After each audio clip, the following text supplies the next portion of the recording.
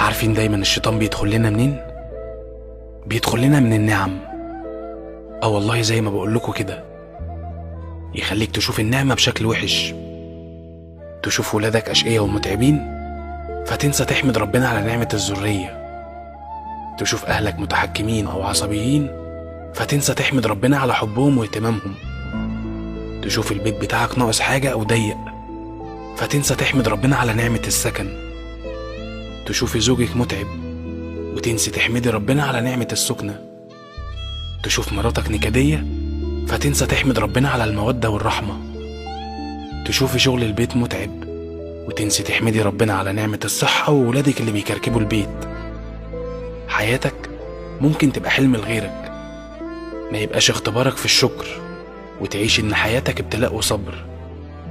اشكر ربنا بدل ما امتحانك يتقلب امتحان صبر فعلا، وتتمنى ترجع للحياة اللي انت مسميها حياة عادية، وهي حياة فوق العادية بمراحل.